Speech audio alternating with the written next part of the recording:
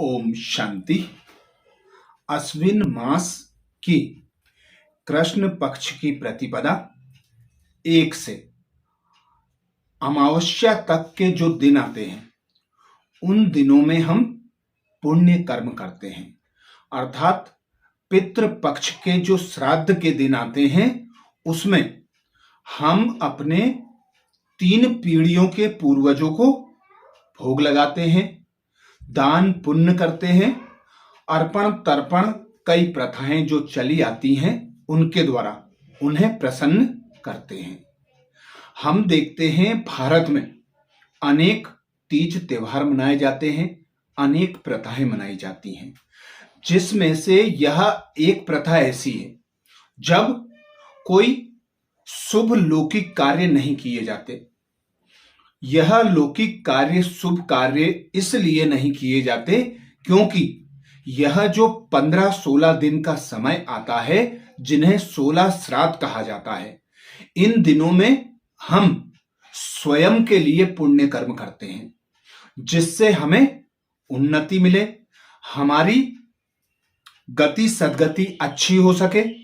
इसलिए हम इस समय जो हम पर ऋण होते हैं उन ऋणों को उतारने का पुरुषार्थ करते हैं। तो हमारे ऊपर जो ऋण होते हैं, पहला पितृपक्ष कहा जाता है। तो हमारे जो 3 पीढ़ियां होती हैं उनके द्वारा हमें जो जन्म प्राप्त होता है, हमारा पालन पोषण होता है, हमें जो लौकिक संपत्ति प्राप्त होती है, उसके ऋण को उतारने के लिए हम उन्हें भोग लगाते हैं, दान पुण्य करते हैं। दूसरा ऋण हम पर होता है देव ऋण, तीसरा ऋण हम पर होता है परमात्मा ऋण। तो 3 ऋण को उतारने के लिए ये जो 16 दिन होते हैं, इन दिनों में हम उनके प्रति शुभ भावना रखते हैं, स्वच्छ साफ पवित्र रहकर घर में पवित्र भोजन बनाकर उन्हें स्वीकार कराते हैं। चूंकि उनका शरीर तो है नहीं, वे अब इस धरा पर है नहीं, हम यह मानते हैं कि उनकी आत्मा अब दूसरा शरीर धारण कर चुकी है, दूसरे शरीर में वे अपना जीवन बिता रहे हैं। तो उन्हें, उनकी आत्मा को हम भोग स्वीकार कराते हैं ब्राह्मणों के द्वारा। हम ब्राह्मणों को बुलाते हैं, ब्राह्मणों को दान पुण्य दक्षिणा भोग स्वीकार कराते हैं जिससे उनकी आत्मा तृप्त हो, जिसके लिए यह भी माना जाता है कि कौवे को भोग लगाते हैं, कौवे को भोजन कराते हैं। ऐसा माना जाता है कि कौवे के अंदर हमारे पूर्वजों की आत्मा आकर भोजन को स्वीकार करती है, भोग को स्वीकार करती है और तृप्त होती है।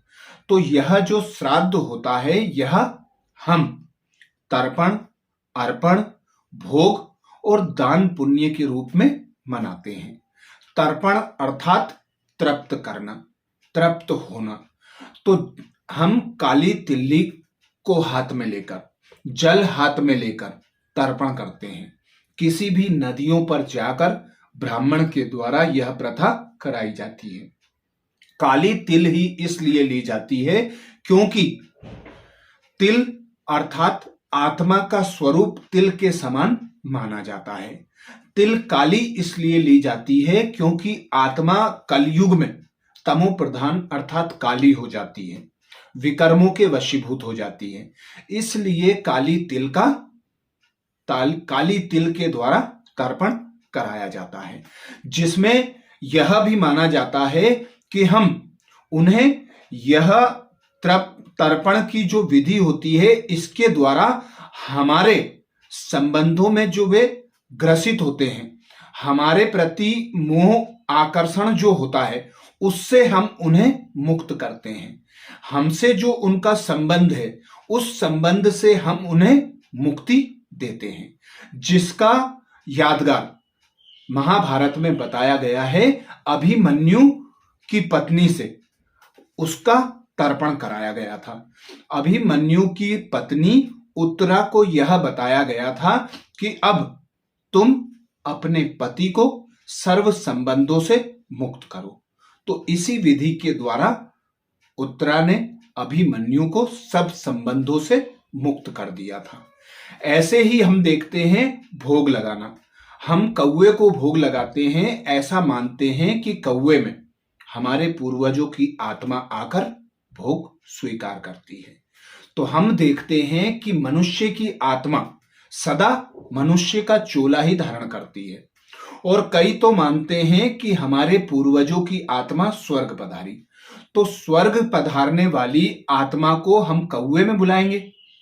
कौवा जो हमारे घर के द्वार पर आ जाता है तो उसे भगाया जाता है, पानी के छींटे डालकर उसे भगा दिया जाता है। पर इन दिनों में, इन 15 दिनों में कौवे को भोग स्वीकार कराया जाता है।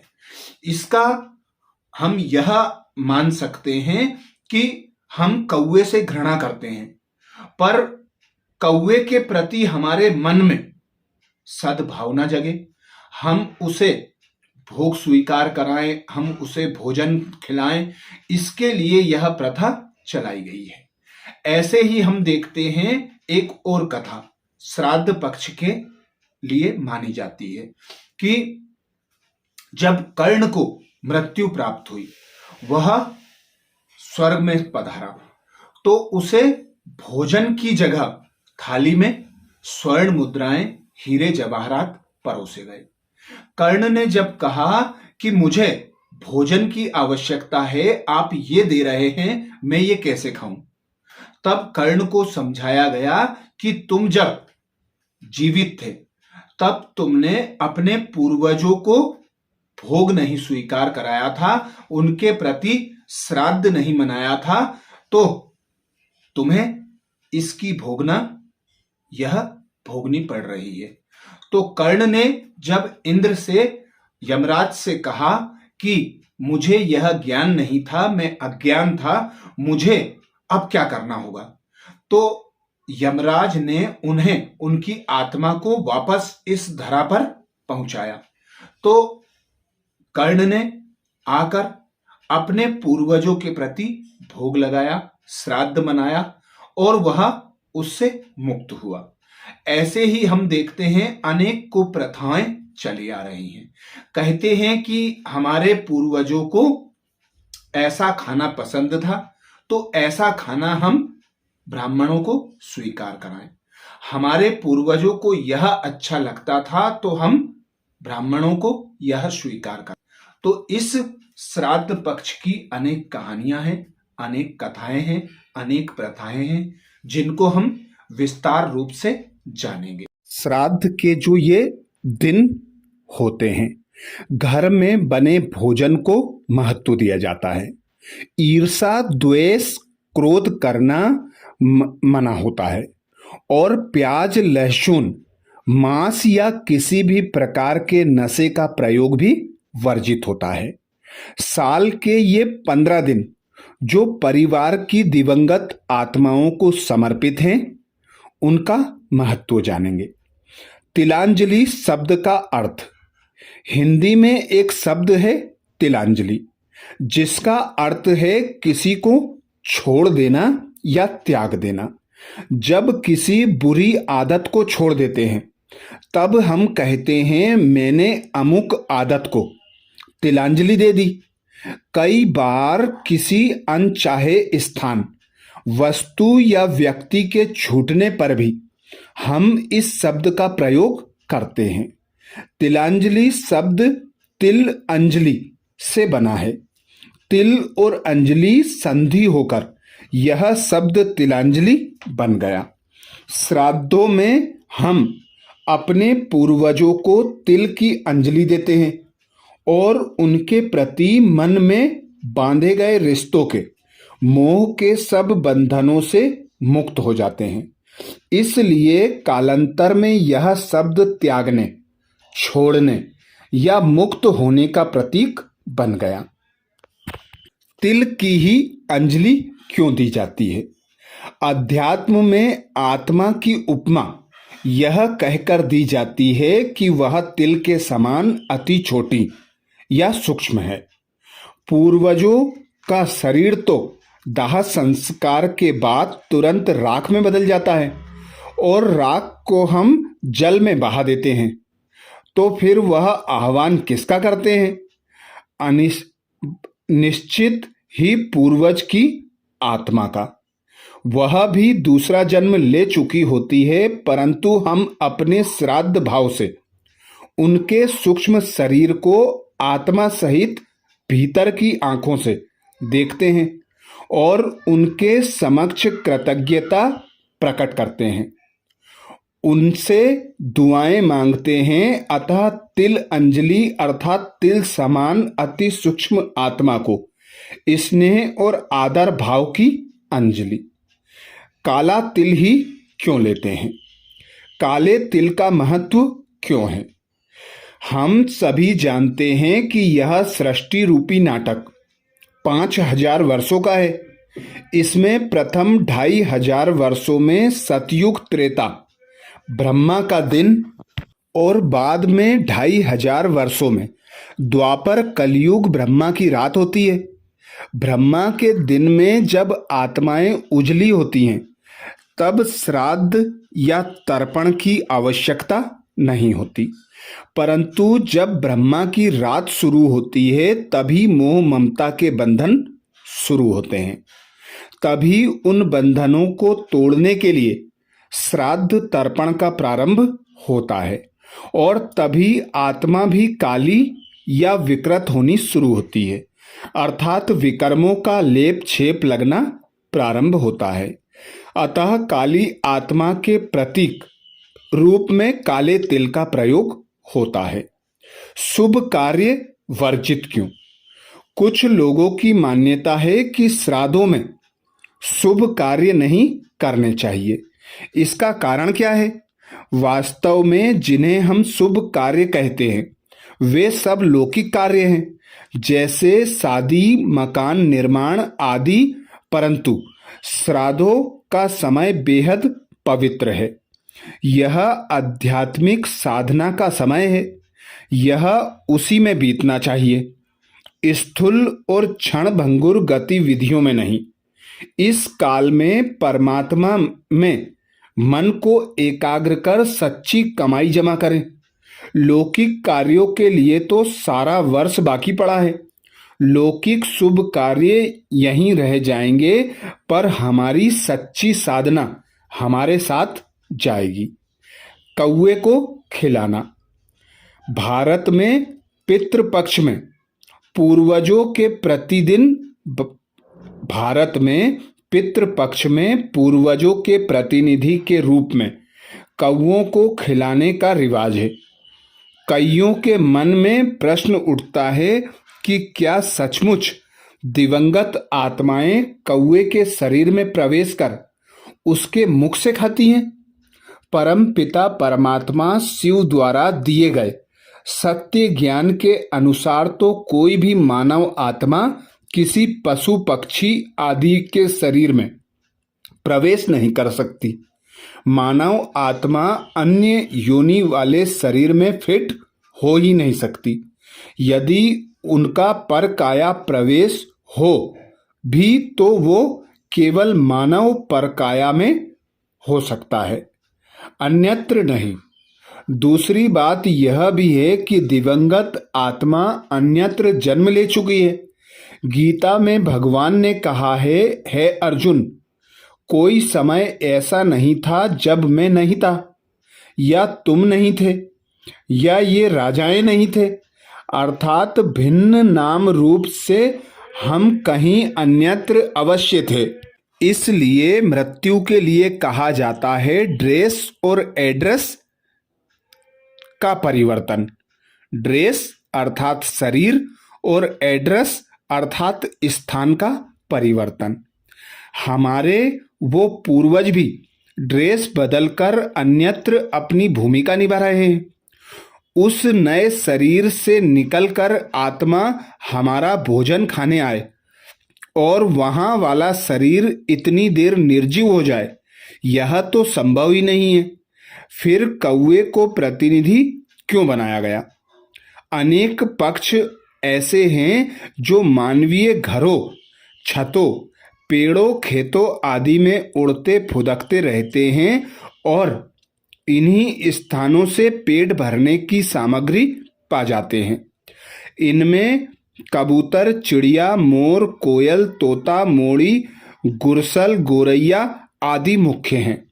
मानव इन्हें प्यार करता है, सम्मान देता है। इनके खाने के लिए बाजरा, गेहूं, चने आदि अनाज के दाने छतों पर, चबूतरों पर परोपकार्य बिखेर देता है और मिट्टी के सकोरे में पानी भरकर रखता है। परंतु इन्हीं पक्षियों में एक पक्षी है कौवा, जो अन्य पक्षियों की तरह रहता तो मानव समाज के बीच में ही है, परंतु कभी सम्मान नहीं पाता, ना उसे कोई दाने डालता है। वह तो दिखते ही भगा दिया जाता है। ऐसे पक्षी को भी वर्ष में एक बार तो कुछ खाने को दिया जाए, सम्मान की निगाह से देखा जाए, उसका भी इंतजार किया जाए। शायद इसलिए उसे श्राद्धों में भागीदार बना दिया गया है। हम कौवे को सम्मान दें, यह तो हमारी संस्कृति का एक सुंदर पहलू है, परंतु उसमें किसी पूर्वज की आत्मा का अवतरण या वास है। इस अंधश्रद्धा में ना रहें। मानव शरीर पाना भाग्य की बात है, तो दिवंगत आत्मा जिसे पुनः शरीर मिल चुका है, वह उसे छोड़ किसी पक्षी के शरीर में क्यों आएगी? उत्तम चोले को छोड़ चाहे थोड़ी देर के लिए ही क्यों ना हो, निम्न चोले को क्यों धारण करेगी? अतः अपने पूर्वज की ऐसी अवमानना ना करें, गलत को ना ढोया जाए। हम अपने दिवंगत पूर्वजों का सम्मान इसलिए करते हैं कि वे हमें बहुत कुछ देकर गए हैं, हम उनके वारिस हैं। यह छत जिसके नीचे हम बैठे हैं और यह धन दौलत जिसका उपयोग हम कर रहे हैं, उन्हीं की देन है। कईयों को मकान या धन वर्षे में ना भी मिला हो, तो भी जिस शरीर रूपी कपड़े को धारण किया हुआ है, उसके पालन पोषण के तो पूर्वज ही आधार बने। अतः वो माननीय हैं, पूजनीय हैं। परंतु यदि उनमें से किसी में गुस्सा, अपशब्द, शराब, बीड़ी, गुटखा आदि की लत या किसी से दुश्मनी, मुकदमा, लालच, अहंकार या इसी प्रकार का कोई अन्य दुर्गुण था, तो उसे वर्षे की भांति श्राद्ध पूर्वक संभाल कर नहीं रखना है।